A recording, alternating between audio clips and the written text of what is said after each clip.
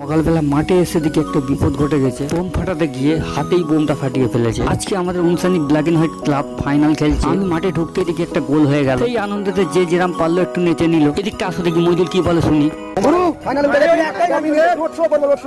আমি বাদে সবাই রং মেখে আছে। তারপরে এদিকে একজন আমার দিকে চলে এলো রং মাখায় বলে। দিল আমাকে রং মাখিয়ে, তো কি করবো আর, পাড়ার খেলা রং তো মাখতেই হবে। তারপরে এদিকটা করে এসে দেখি সবাই নাচতে ব্যস্ত, রং মাখতে ব্যস্ত। আমিও সামিল হয়ে গেলাম ওদের সাথে রং মাখতে। আমিও ঢুকে গেলাম ওই ভিড়ের মধ্যে, আমাকেও দিল রং মাখিয়ে ওরা। আমি আবার এই ভিড়ের মধ্যে সামিল হয়ে গেলাম নাচবো বলে। তারপরে ভাবলাম তো আমি নাচতে পারি না। আমাদের যে কটা প্লেয়ার খেলেছিল তাদেরকে আমরা ক্লাবের দিকে নিয়ে চলে যাচ্ছি। এই হলো আমাদের ফরেনার, এটাই আমাদের ফরেনার ছিল। আর একটা ফরেনার ছিল, সে ওদিকটা চলে গেছে। লাখপতি ড্যাকেটে কেলো, ও বললো আমি একাই নাচ। তারপরে স্টেজ থেকে অ্যানাউন্স হয়ে গেল চলে আসো। আমরাও সবাই মিলে চলে গেলাম স্টেজের সামনে ট্রফি আর টাকাটা নেব বলে। আর টাকাটা নিয়ে আবার আমরা একটু নাচানাচি করলাম। আবার যে যেরাম পারলে একটু নেচে নিল। আর তোমাদের যদি এই ভিডিওটা ভালো লেগে থাকে তো একটা লাইক করে দিও, আর এমন